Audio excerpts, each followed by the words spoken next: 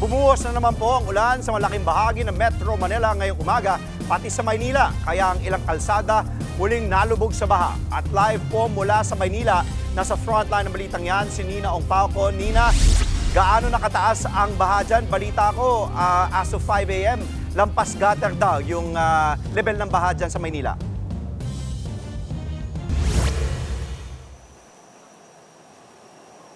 Andre, isang maulang umaga pa rin sa inyo at 5 araw na nga lubog sa baha ang ilang kalsada dito sa lungsod ng Maynila. At pag tumataas ang tubig ay lumalakas din ang pag-ulan dito sa lungsod ng Kamaynilaan.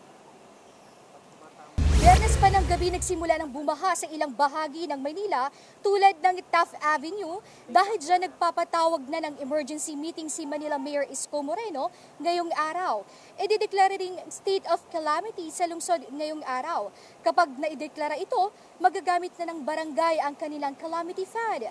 Mabibigyan din ng ayuda ang mga residente na apektado ng matinding ulan at baha sa Maynila. Nag-abiso na rin ang Manila MDRRMO na katamtaman hanggang malakas na pag-ulan ang posibleng maranasan ng lungsod ngayong araw. Andre, kanina nga pasado alas 4:30 ng madaling araw ay talagang bumuhos na naman ang napakalakas na ulan. At kung mapapansin nyo sa aking likuran, sa kahabaan ng Taft Avenue, talagang lubog sa baha ito. At ilang vendors na rin ang wala pang kita dahil nga ay sunod-sunod ang pag-ulan at baha dito sa Maynila. Andre?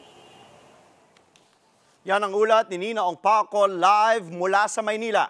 Mga kapatid, Andre Felix po, manatiling may alam pagdating sa mga mahalagang balita sa loob at labas ng bansa. Mag-follow at mag-subscribe na po sa social media pages ng News 5.